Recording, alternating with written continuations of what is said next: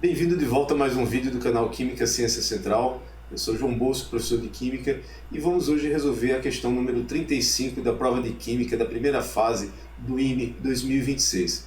Fique comigo que vamos começar logo depois da abertura.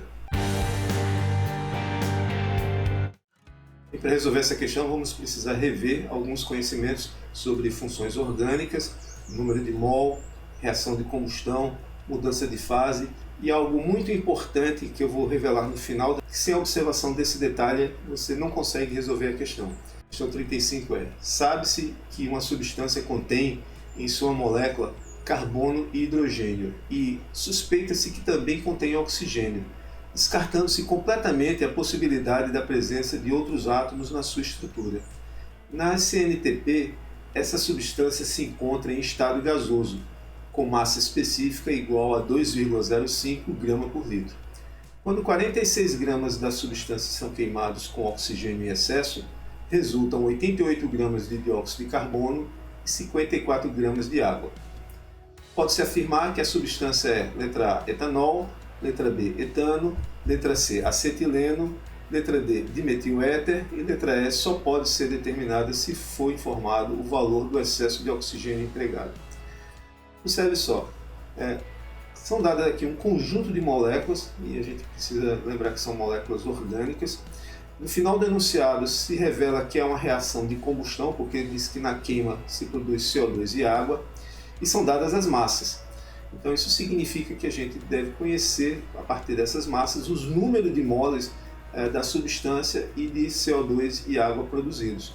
Porém, para isso, a gente vai precisar conhecer as massas molares de cada uma dessas substâncias. Observe que, para conhecer a massa molar, eu preciso conhecer a estrutura. Então vamos apresentar inicialmente aqui a estrutura de cada uma dessas substâncias. Vamos recordar aqui os nossos conhecimentos de funções orgânicas. Lembrando que etanol é um álcool, então tem um grupo OH na sua estrutura, e o Et significa que tem dois carbonos. Então está aqui, CH3, CH2, OH. Etano, isso aqui é um alcano com dois carbonos, isso aqui é CH3, CH3. Acetileno é o nome popular, o nome vulgar para o etino, então está aqui a estrutura do etino, com uma tripla ligação entre os dois carbonos. E o dimetil-éter, o que caracteriza um éter é que você tem um oxigênio com dois carbonos ligados a esse oxigênio. Então está aqui, esse aqui é o oxigênio com dois grupos metila rodeando o oxigênio.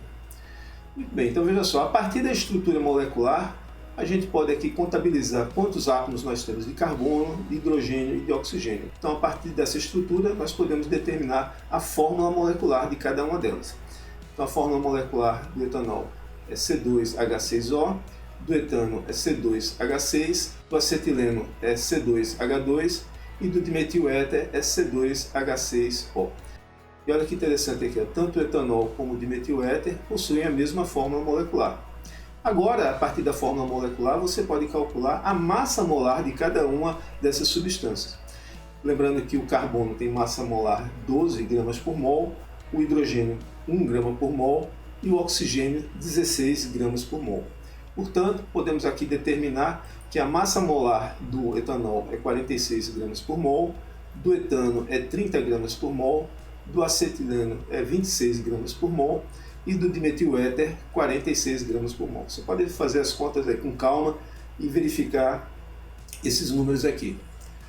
Veja só, além das massas, também é informada aqui a massa específica dessa substância misteriosa, 2,05 gramas por mol. Vamos entender o que é essa massa específica. Veja, vamos partir aqui do ponto que o número de moles é a razão entre a massa pela massa molar. Então, já que temos a massa molar aqui, vamos rearrumar aqui essa massa molar, dessa relação, escrever que a massa molar é a razão entre a massa dividido pelo número de moles. Agora vamos fazer aqui um truque matemático que é multiplicar essa igualdade pelo número 1. E o número 1 pode ser encarado como a razão entre duas quantidades onde no numerador e no denominador tem o mesmo valor. Então vamos pegar isso aqui e vamos multiplicar isso aqui por V, que é o volume no numerador, e dividir por V pelo volume no denominador. Então V corta com V, temos a identidade anterior, né? Muito bem. Acontece que massa sobre volume, isso aqui é justamente essa massa específica. E o volume dividido pelo número de moles é o volume molar. Então essa última igualdade aqui pode ser escrita como sendo ρ vezes o volume molar, onde ρ é essa massa específica e V índice M é o volume molar. Muito bem, a massa específica é dada aqui.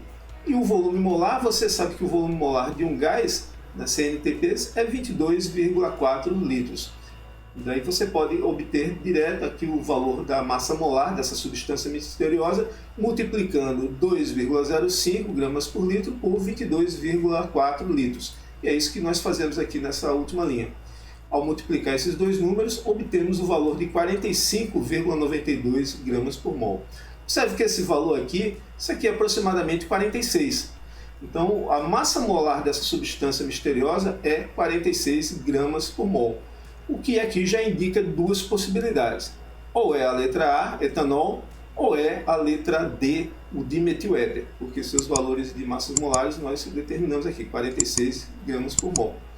Então agora a gente precisa verificar qual dessas duas substâncias é a resposta correta. Vamos antes aqui fazer o seguinte, como é uma reação de queima, de combustão, vamos escrever aqui a reação de combustão de C2H6O, em estado gasoso, com oxigênio, produzindo CO2 e água. Repare que aqui eu tenho 2 carbonos, portanto aqui esse coeficiente estequiométrico do CO2 deve ser 2. Eu tenho aqui no reagente 6 hidrogênios, então o número de mols aqui deve ser 3. E observe que colocando 2 aqui, eu tenho 4, com mais 3, 7 oxigênios. Eu já tenho um oxigênio aqui na estrutura, portanto eu vou precisar ter apenas aqui N igual a 3, aqui o número de mols de oxigênio é igual a 3. Então vamos verificar aqui se os números de mols que nós temos aqui, 1, 2 e 3, correspondem a essas massas. Vamos fazer o cálculo aqui, o número de mols do CO2. É a massa do CO2, que é dada aqui 88 gramas, dividido por 44 gramas por mol, que é a massa molar do CO2. Essa razão dá 2, que é exatamente o que temos aqui. O número de mols de moléculas de água é 54 gramas, que é a informação dada aqui no enunciado da questão, dividido pela massa molar da água, que é 18 gramas por mol. Essa razão dá 3, que é exatamente o coeficiente que a gente tem aqui. E o número de mols dessa substância C2H6O é a massa, que é dada aqui no enunciado, 46 gramas, dividido, aqui eu já aproximei o resultado da massa molar para 46 gramas por mol. Isso aqui é um mol.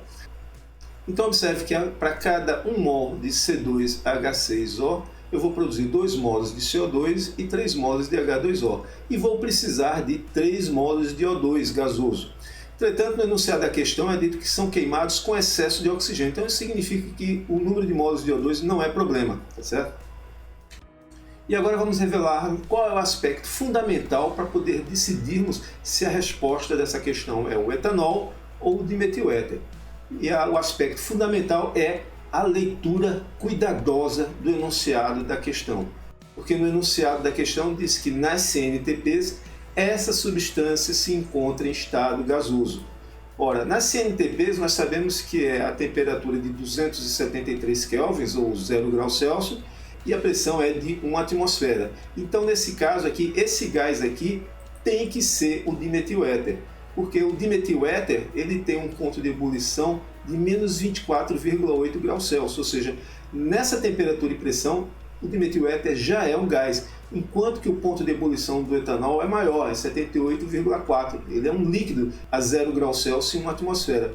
Então é esse detalhe aqui, né, de prestar atenção no enunciado da questão, que nos faz lembrar que nessa condição de temperatura e pressão temos um gás, e o gás aqui nesse caso é o dimetil-éter. Claro que ninguém precisa estar com esses números do ponto de ebulição guardados, decorados na cabeça. Porém, a gente sabe da nossa experiência que se você tem esses dois líquidos fechados dentro de um recipiente, quando você abre o recipiente que tem o dimetil-éter, rapidamente nas CNTPs, esse líquido ele vai evaporar e você vai sentir o cheiro do éter ocupar todo o espaço no seu entorno. Enquanto que o caso do etanol, ele continua como líquido, tá certo? Então, a resposta é o dimetil-éter, letra D. Então, pessoal, gostaria de dizer que eu achei essa questão bem interessante. Ela envolve vários conhecimentos de química, exige que o estudante conheça alguns conceitos sobre, como por exemplo, o que é uma CNTP, conheça alguns dados de cabeça como a massa molar de átomos mais comuns, como carbono, hidrogênio e oxigênio, e principalmente que seja muito atento à leitura da questão. Se você acha que essa resolução de questão lhe ajudou a entender melhor esse assunto, então eu convoco você a subscrever o nosso canal, deixar um like para a gente e mandar esse vídeo para todos os seus amigos e amigas, na expectativa que ele possa ajudar o maior número de pessoas. Por hoje era isso, pessoal. Espero que vocês tenham gostado. A gente se encontra na próxima videoaula. Um forte abraço a todos e bons estudos.